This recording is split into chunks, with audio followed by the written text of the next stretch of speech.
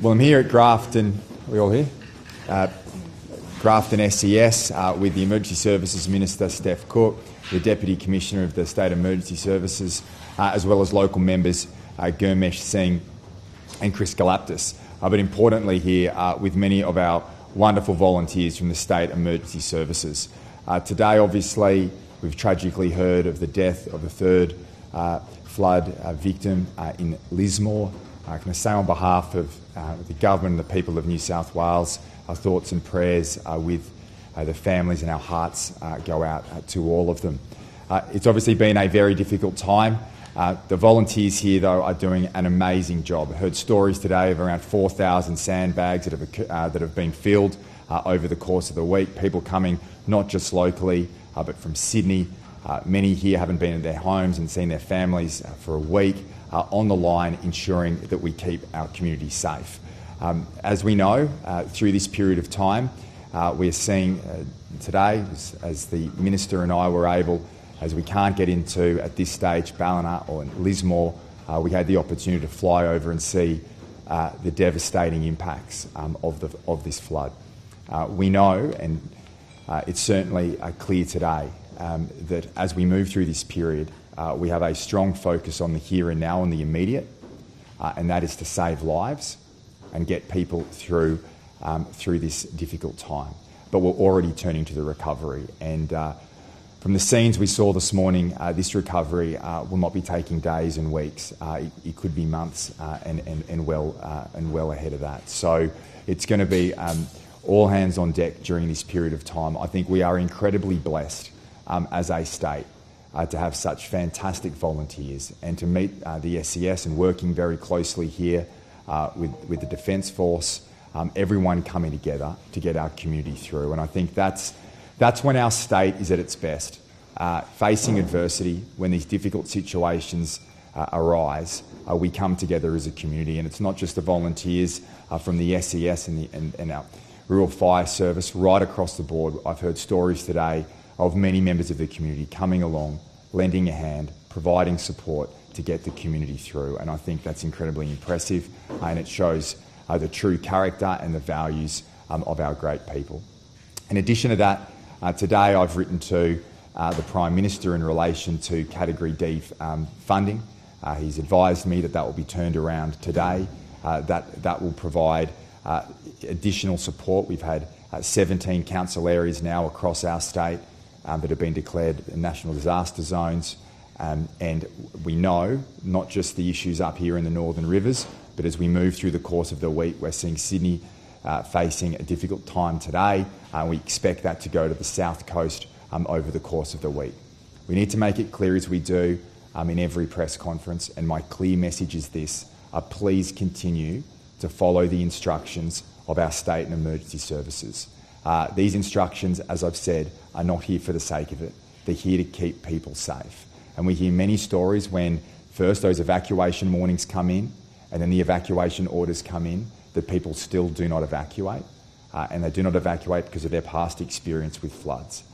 This is an unprecedented event, an unprecedented situation that requires an unprecedented response. We have our volunteers on the front line, putting their lives at risk to keep people safe. So please, everyone, as these floods move through from the north to the south, that we follow those instructions, those evacuation warnings, if they're in place. Please prepare, please get ready to leave. And if you can do so safely, please evacuate at that point. And obviously when those evacuation orders are in place, please follow those instructions and evacuate. We know as well, and I can confirm, that we're doing everything we can in terms of the evacuation centres. There are obviously stories, particularly in the Northern Rivers, of some of those evacuation centres that are short on supplies. We are working right across government through our State Emergency Operations Centre to provide that support in the immediate, to provide temporary accommodation. All those logistical issues are being worked through at the moment. That support is being provided, particularly on housing through the Department of Justice. But there is a lot of work to be done, and our focus is on our people, and our commitment as a government is to get every single person through this. And as we move through this difficult time as well, not just keeping people safe, not just getting people into housing, but ultimately at the end of it, getting every one of our communities who have been affected by these floods back on their feet as quickly as possible. And we will not spare a dollar in doing that. We'll provide whatever assistance we can. Our people are incredibly resilient. It has been a hell of a 2 years, even longer, from droughts to fires to floods, the pandemic, and now floods again. In fact, I was up here, it seems like yesterday, when fires had ripped through these communities, created significant devastation across the board, but our people bounced back and they will come back again through this difficult time. And from a government perspective, we will be here to do whatever we can to help every single person through this. We hear stories of the human cost, but we know as well there'll be significant psychological impacts, physical impacts that come through this. But as a community, I think we can take a lot of heart. Our spirits are high, and we'll continue to do whatever we can to help New South Wales and every single one of our people get through this difficult time. Before I pass to Steph Cooke, I just want to make that final point. And it is very clear from being up here, very clear from speaking to the volunteers and the State Emergency Services personnel who are based here. Please follow those instructions. Please don't have your past experience with floods inform your current position when those orders are made. Those orders are there to keep you and your family safe. Please follow those instructions, and that will ensure we all get through this together. I'll now pass to Steph Cooke, our Emergency Services Minister, to make some comments. Thank you, Premier. Well, the next 24 hours are absolutely critical. Whilst we are all hoping for the very best, we must be prepared for the worst. Sydney, as we know, is on high alert right now, and to everyone in that Sydney region, we ask you please to keep an eye on the bomb warnings, to keep an eye on the evacuation warnings if they are issued, and which may escalate into evacuation orders issued by the SES, the combat agency in this disaster. Every single community is on a different part of the journey in relation to this disaster event. Right here where we are in Grafton, these communities and others have seen the worst of it come through and are now in the very early stages of clean-up and recovery. We have other communities as we move south from here, along with the weather system moving south, who are entering the next phase of preparedness and being on alert. Sydney is copping a battering as we speak. That will continue for some time. Of course, all of our attention is on Warragamba Dam, which spilled in the early hours of this morning, and at this stage we are expecting something similar to March of 2021. So being up here in the Northern Rivers area today, it's been an absolute honour and privilege for me to spend some time with our SES volunteers. I think it's fair to say I have orange in my blood, and it's wonderful for me personally to be reunited with the volunteers in an organisation that I have been a member of for a number of years now, and who I know do such a wonderful job helping our communities day in, day out, particularly in a crisis like this. We're also joined here today by SES volunteers from Victoria, and alongside other emergency services volunteers from other states, including South Australia, we just issue them the warmest of welcomes and say thank you so much for coming and lending a hand at this time. Our volunteers are tired, as everyone can probably imagine. They've been working around the clock now for days and days and days. Right here at this unit, these guys have done 38 flood rescues in less than 24 hours. They've responded to over 400 requests for assistance in that time. They've still got more work to do, but having spoken to them here this morning, I know that they will keep on it one job at a time until they see it out right to the end. And so to these communities up here, I would say thank you very much for your patience with the SES. We are a group of fantastic volunteers, but a lot of our units are small. And in this Clarence Valley area, we have 10 units and a total volunteer base of about 120 volunteers. So they are working frantically. Of course, they are supported so well by our other emergency services organisations. The RFS, Surf Lifesaving New South Wales have got their boats out and about, giving the SES a hand to rescue people and go to the aid of people in our communities. Fire and Rescue, of course, continue to do a wonderful job alongside police and ambulance. And, of course, our Defence Force. And we have in this area a Defence Force unit who, for once, are able to pitch in and help their own communities.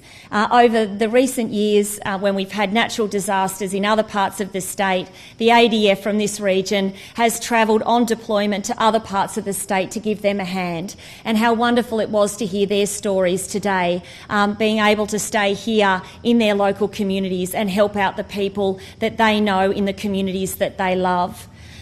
So I had the opportunity, of course, with the Premier to head up into the sky and view some of the floodwaters from the air.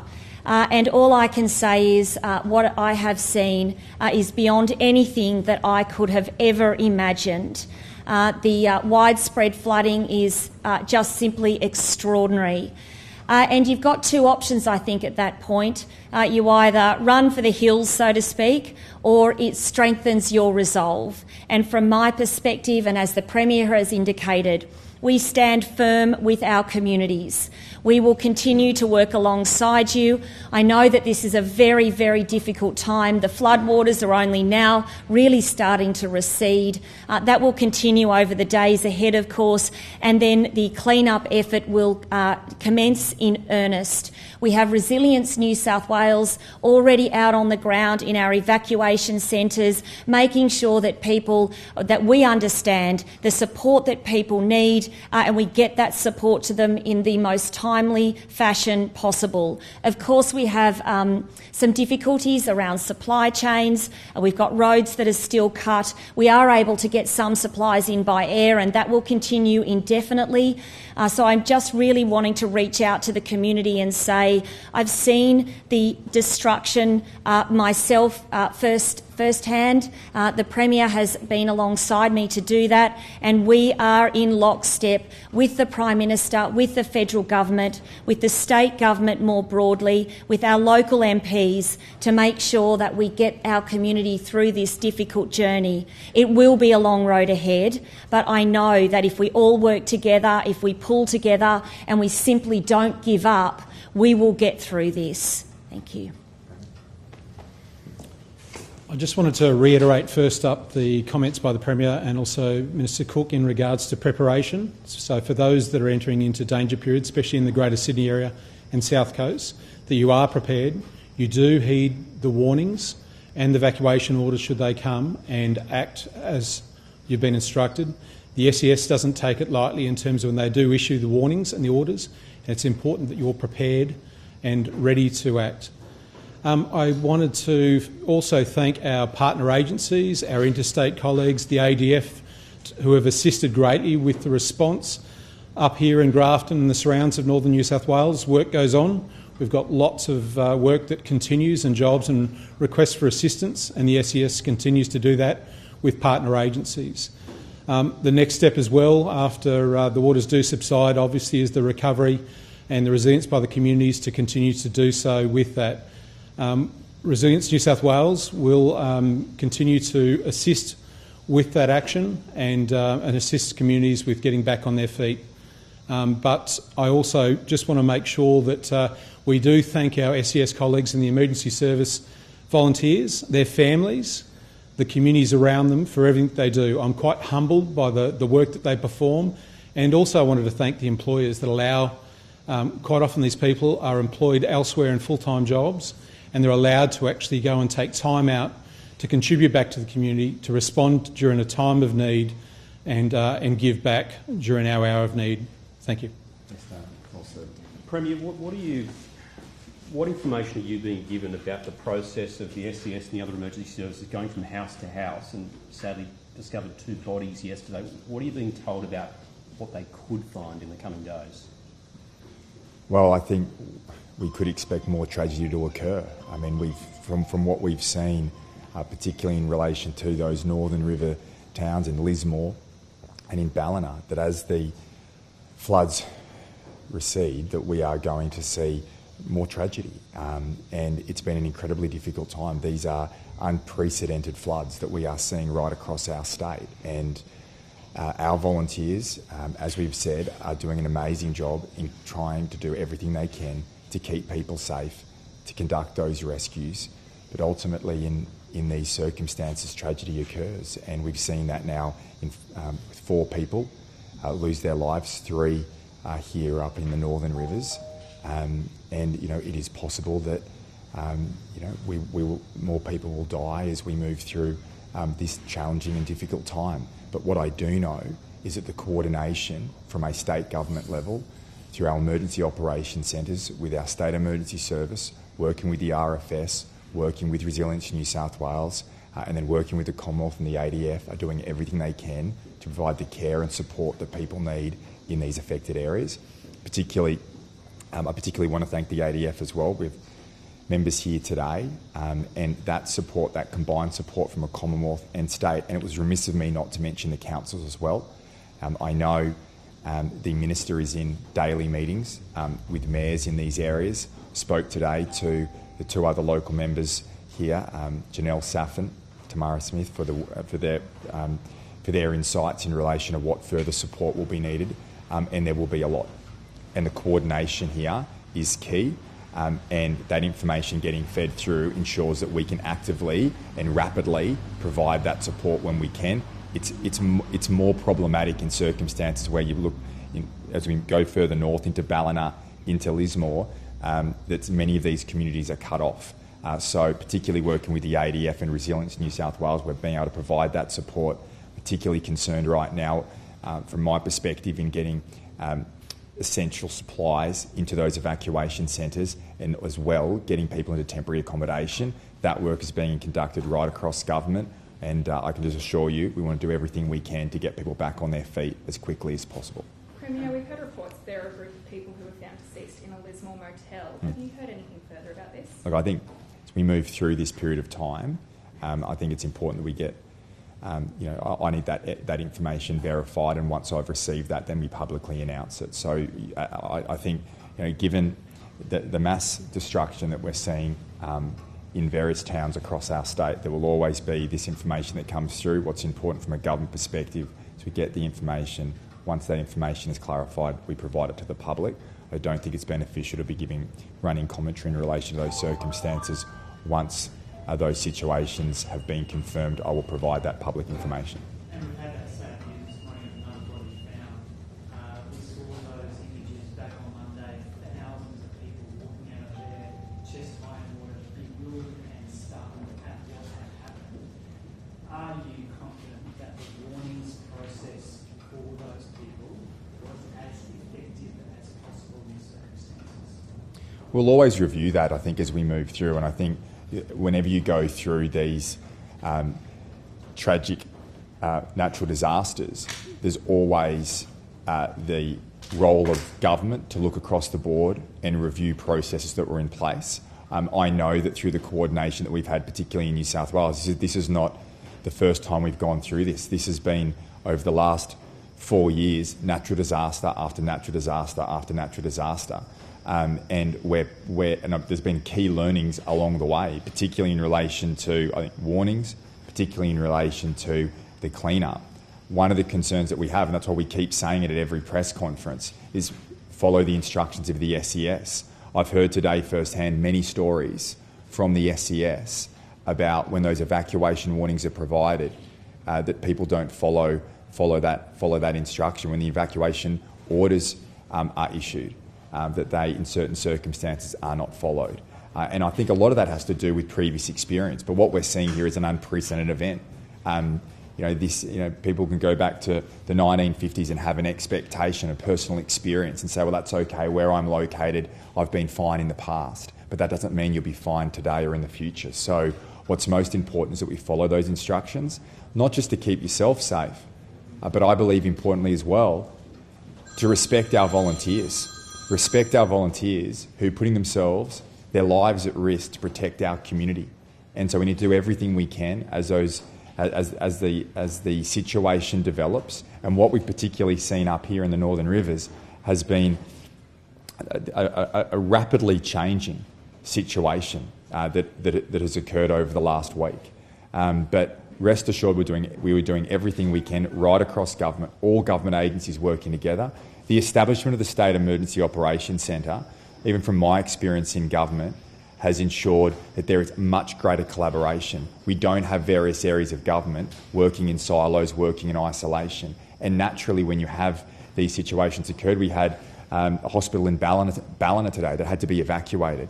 The ability for us to take a step back and have all those agencies around the table passing on the information and having a response as quickly as possible, I think has been a stark improvement in relation to government response to natural disasters. But to the original point in the question, our focus right now is to keep people safe, ensure that those evacuations occur safely that are still underway, and ultimately get the recovery underway as quickly as possible. It has already begun. I want to see every one of our communities get back on their feet. It is going to be a mammoth task. It is going to take a long period of time, but we want to stand side by side with every single person who's been affected, every single business that has been affected, every single farm and agricultural producer across our state who's affected by these floods. We will work with you to get you through. And then once that's passed, if there are things that we can learn from and say, well, when this happens again, here's how things, here's what could change, we will. But I think it's way too premature for that. And what I've seen in terms of the response to this compared to sat through as former Treasurer, bushfires that were up here as well and down South Coast, and the floods that occurred, the coordination and cooperation, not just across the state government and its agencies, but also with the Commonwealth Government and with local councils, I think has had a marked improvement on where we were just 4 years ago. The situation in Sydney, Premier, yeah. The rain has been, it's pouring, it's been delayed somewhat. Mm-hmm. Is there any concern about some complacency because it's been delayed? Well, I mean, let's just go back to the previous question. No one should be complacent. No one should be complacent. That when instructions are provided by the State Emergency Services, they need to be followed. We have seen torrential rain in Sydney now for 2 weeks, very similar to the situation that was occurring in the Northern Rivers. We saw Warragamba Dam spill, as the Minister has said, the Warragamba Dam spilled ahead of what we expected, ahead of time. And we know, just from 12 months ago, when we were out in the Hawkesbury, and when many homes were lost as in that severe flooding. So it's best to be prepared, and that's exactly what we are. That's exactly what the government's doing in Sydney. And once again, and I think people are certainly aware, if they look up north and see the challenges that we've faced up here, that those challenges could also occur in the Sydney metropolitan region and further down the south coast later in the week. So the key message, which we keep saying, is follow the instructions. That's the best way to keep you and your family safe, and know very well that our SES volunteers, our RFS, our police, the ADF, everyone across the board is doing everything they can to keep you safe. Saving human life is our number one focus, and getting every single person through this difficult time we are completely committed to, just as we've done in the past. Yeah.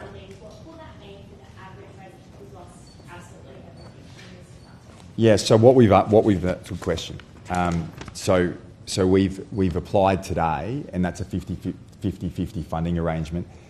That goes towards providing support for primary producers, for businesses, and getting money on the ground as quickly as possible. Now, Category D funding also works in a way that where we see a need in an extreme circumstance, that we'll work with the federal government to ensure that funding is provided to those people who need it, to those businesses who need that support. and also there's some support there for local councils, support for infrastructure. So fast tracking it means we're ahead of the situation and we can get that money out the door as quickly as possible. Now, that means providing financial support to people. It means providing financial support for businesses to get them back up, and also to ensure that we are able to invest in the infrastructure that has been damaged by these devastating floods. And seeing today, some of those areas, it's very clear to me this is going to be a long road, a tough journey, but as Premier, I'm completely committed to getting every single person through this. But I really appreciate the support and the turnaround from the Prime Minister in relation to that. I know he's committed to doing the same. And we're just going to work as hard as we can around the clock to get everyone back on their feet. But based on the devastating scenes that I've seen, it's going to take a lot of work. And you made some general statements about getting support into evacuees. Apparently there's a pretty desperate situation at Edmonds Head right now. Yeah. A lot of evacuees there, and a spokesman for the local council making a personal plea to you this morning to get food in there. Yeah. What are you aware of in terms of that situation, and how quickly is food going to get into Edmonds Head? Yeah, so good question. I've spoken just a little while earlier to the head of resilience, Shane Fitzsimmons, in relation to that matter. I understand the police commander is currently at that evacuation centre and is working very closely with the ADF, and the ADF will be providing food supplies into Evans Head. So that is underway as we speak. And obviously, this will not, in my view, be an outlier situation. I would expect, as certain towns are cut off, that this issue in relation to freight and the provision of essential services is going to become an issue. And having that's why it's even more important to have that coordination right across the board. But my understanding in relation to Evans Head is that it's underway, and the ADF are working very closely with the police to get those provisions there as quickly as possible. Is that Resilience New South Wales model still the right one? You're obviously spending tens of millions of dollars, and there are questions about whether it's appropriate use of the money. I think, well, let's see as we go through this. I mean, I certainly believe that one of the key factors of success with Resilience New South Wales will be on the recovery. The state we are in a unique situation right now where we are dealing with evacuations and rescues and keeping people safe and saving lives at the same time, building for a recovery and getting communities back on their feet as quickly as possible. We are going to have people return to their businesses, return to their homes, and find them in a tragic state. And we will be doing everything we can to get every single person through this. And from my perspective as Premier, and through the work that we do through the State Emergency Operations Centre in Homebush, working with Resilience New South Wales as a coordinator between the SES, the RFS, Health, going into the ADF, the Emergency Management Centre, at a federal government level, this is the whole of government approach that's going to get us through. And I see Resilience New South Wales playing a key and integral role in helping get every single community back on their feet as quickly as possible. But there's also short-term concerns that we're focused on right now. I don't want to see people staying in evacuation centres for extended period of time. I want people in temporary accommodation who need it, and that's what we're working towards.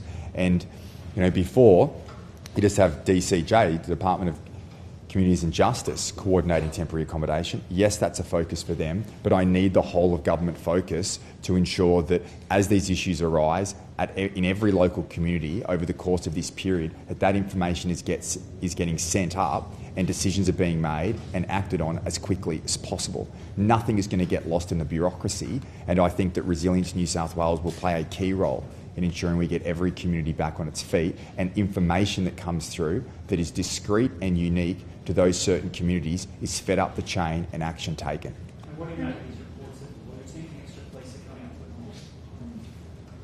more?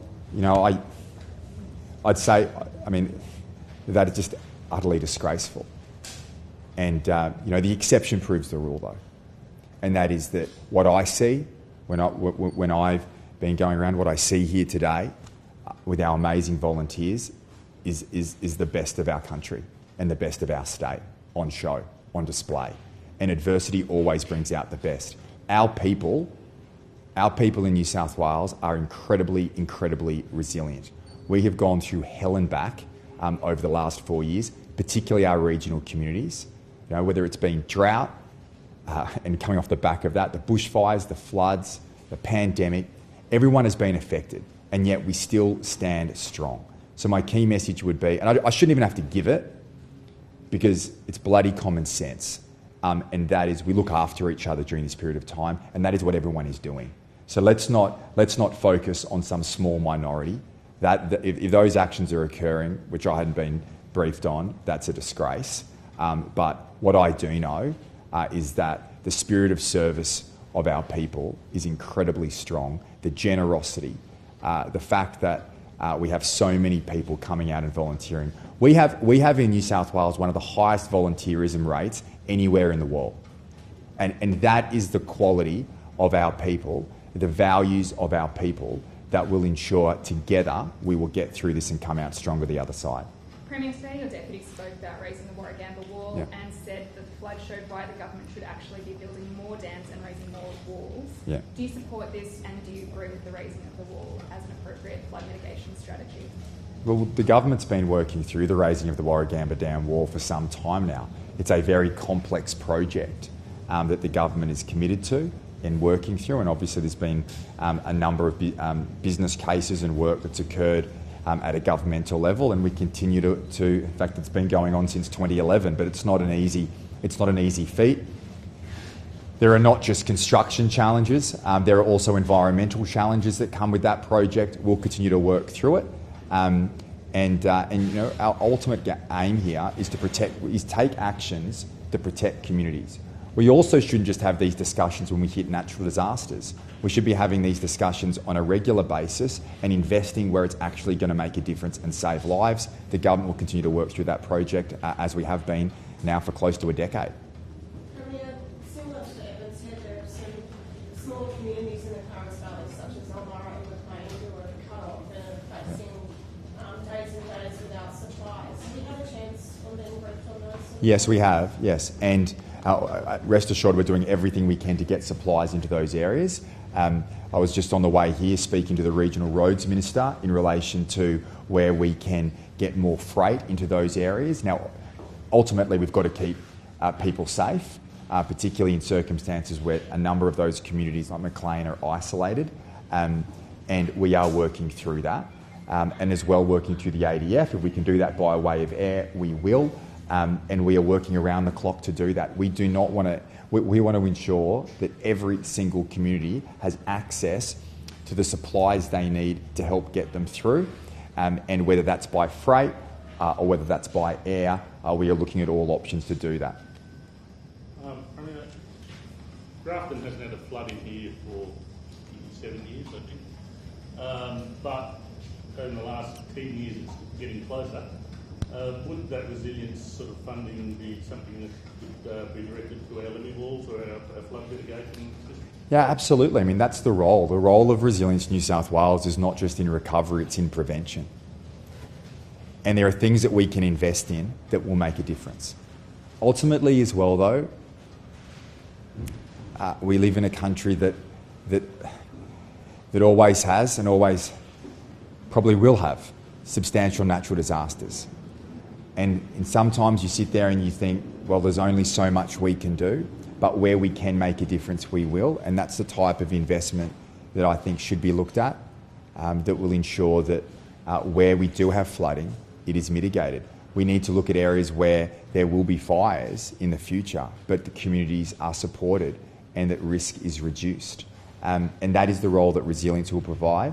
And I know as the former Treasurer, whenever there's been requests for funding from the Rural Fire Service, from the State Emergency Service, through all those areas of government, we've always provided it because our number one responsibility is to keep our people safe, and that's what we'll continue to do. So I see Resilience New South Wales and its role. It's obviously very early days. It's only recently been set up. It's obviously led by the former Commissioner, and the role will not simply be limited to recovery. The role includes prevention. So the advice that comes through Resilience New South Wales will be adopted by the government. Thanks, everyone.